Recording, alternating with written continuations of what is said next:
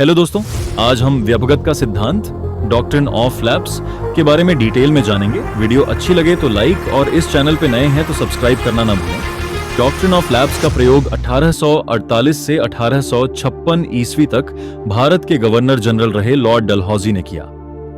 इसे व्यपगत का सिद्धांत या शांतिपूर्ण विलय की नीति के नाम से जाना जाता है।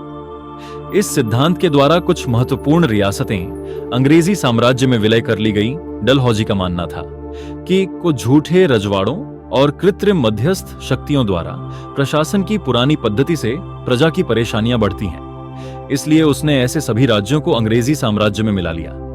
वास्तव में डलहौजी की स्पष्ट एवं सीधी स्कॉटिश मनोभावना यह चाहती थी कि मुगल सर्वसत्ता के मुखौटे को सदैव के लिए समाप्त कर दिया जाए और जो भारतीय राज्य मुगलों के उत्तराधिकारी होने का दम भरते हैं उनका सदैव के लिए अंत कर दिया जाए।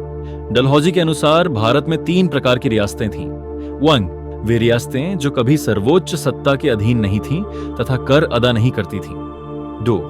वे रियासतें जो कभी मुगलों या मराठों के अधीन थीं तथा अब अंग्रेजों के अधीन आ गई थीं।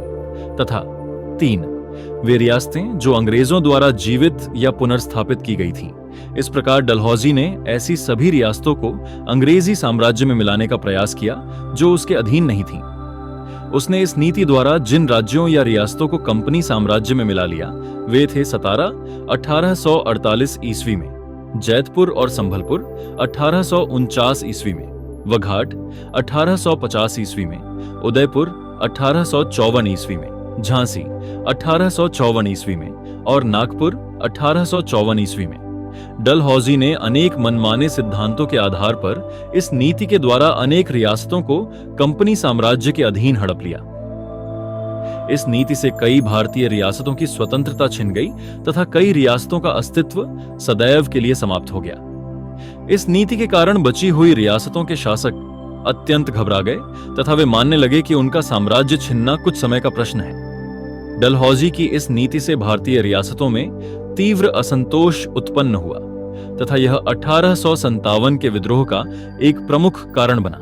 इस प्रकार डलहौजी ने अपने गवर्नर जनरल के रूप में 8 वर्षों के कार्यकाल 1848 से 1856 के दौरान भारत में ब्रिटिश साम्राज्य में 8 राज्यों का समामेलन किया।